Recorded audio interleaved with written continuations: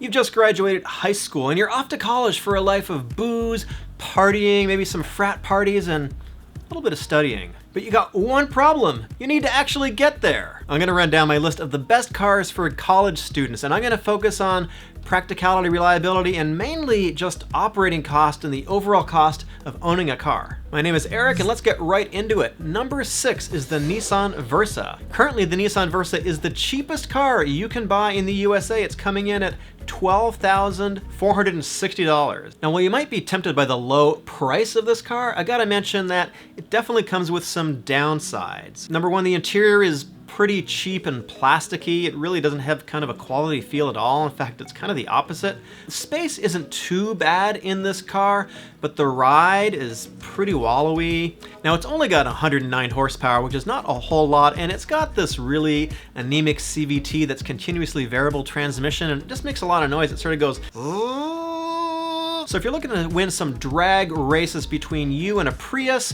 we actually did a comparison.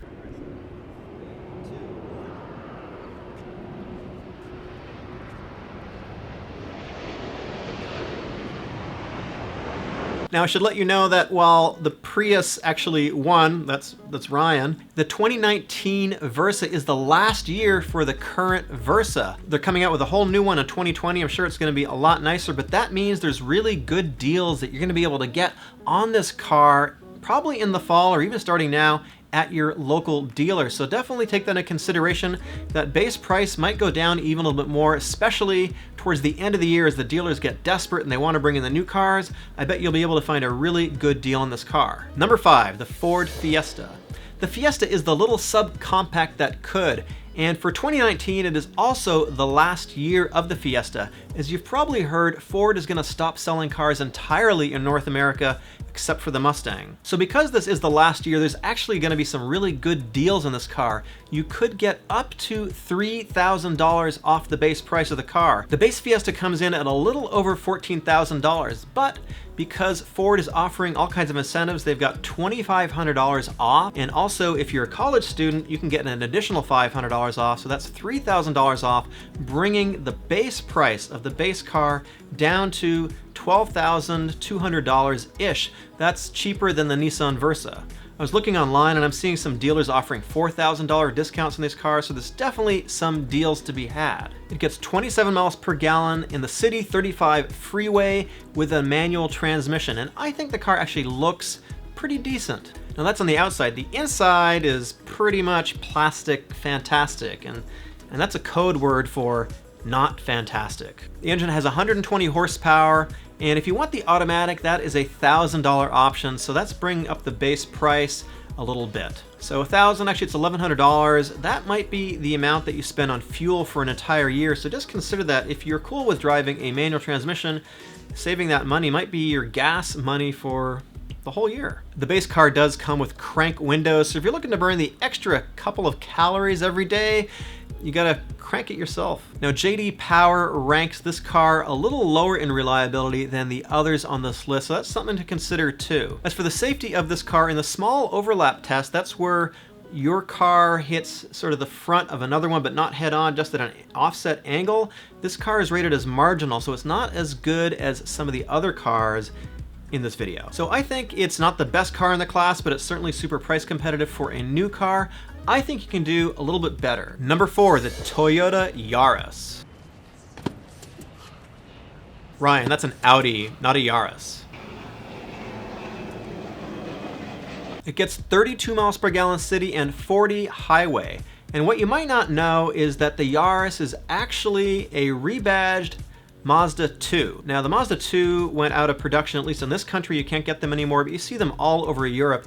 And I really like the Mazda 2. The cool thing about this car is that Mazda makes really nice sort of upscale interiors, and I think Mazda has sort of the best driving experience of inexpensive cars too. So if you like Mazdas and you like the 2, this is actually a sneaky way to kind of get yourself into a Mazda 2. They're pretty playful cars. The handling is pretty good. The infotainment screen is pretty big. It's 7 inches. Of course, it does have Bluetooth like just about every other car in this segment too. On the downside, it only has 106 horsepower. I think that's the lowest in this whole segment that we're talking about here. And if you want the automatic transmission, that's going to bump up the price by another $1,000. Personally, I think it's a pretty good looking car, and you are gonna get the famous Toyota reliability. Yeah, I know it's Mazda, but these cars are actually pretty highly rated for reliability. Unfortunately, in 2019, it is no longer offered as a hatchback, so you're gonna have a little bit less space than some of the other cars, again, in this video. Now, overall, I think it's a pretty good choice for this segment.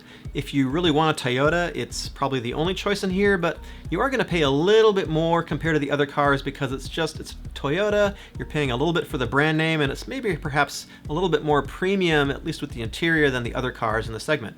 Of course, feel free to comment down below if you disagree with any of this. Now, if you're a college student and you're on a budget, one thing to remember when you're shopping and pricing out cars like this is the cost of insurance. It's gonna be different for every car, depending on how much the car costs to repair, how often it's stolen, things like that. So definitely, as you're looking at these, look at the price of insurance, check it out. These are all 4-doors, they're all 4-cylinders, so they should be on the lower end, but there are gonna be some differences there. So factor that into your monthly budget. Number 3, the Hyundai Accent. Now, the base price of this car is normally $15,000, but right now Hyundai is offering an incentive of $1,000, so that brings the base price down to about $14,000, putting it in line with the other cars we've already talked about. It gets 28 city, 37 highway miles per gallon, and if you don't know, the Kia Rio and the Hyundai Accent are actually pretty much the same car. They're sort of badge engineered twins. However, the difference is that the Hyundai doesn't come in a hatchback version. So you're gonna get a little bit more space in the Kia Rio. But also, this car comes with a manual transmission like some of the others in this segment as well, and it is the base transmission in the car. So if you're a kind of guy or girl that likes to shift yourself, this is a pretty good choice. Wait, I have to do actual work like shift myself? That's right, Ryan. You need to do actual work if you want to save $1,000 for the automatic transmission. Now, the interior is actually, I think it's pretty upscale for the segment.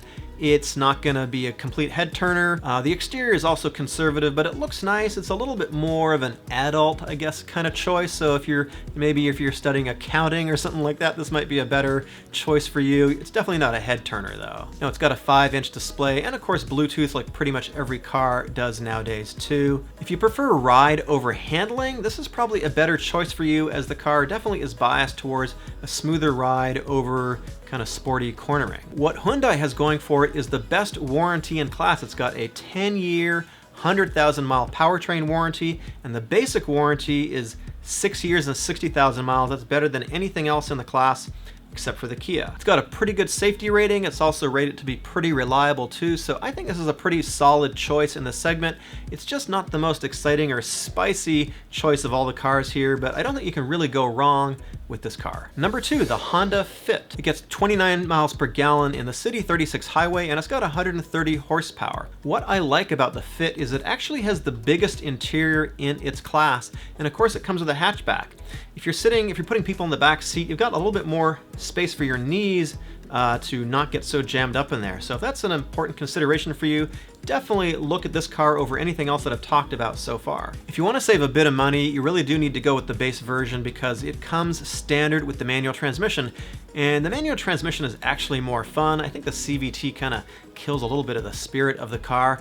And you're gonna spend about $800 more, so that's sort of pushing up the price of this car beyond everything else that I've talked about so far. But the best part about this car, you can get it in a color called Orange Fury. It's got a pretty high safety rating, and of course you're getting the pretty famous Honda reliability. At least most people think it's pretty famous right now, but it is rated pretty highly. Now, it is more expensive than the other cars on this list, but I think it might be my top pick because it's got the most interior space. I think it has perhaps the nicest interior, and they're pretty fun to drive too, but it isn't my top pick.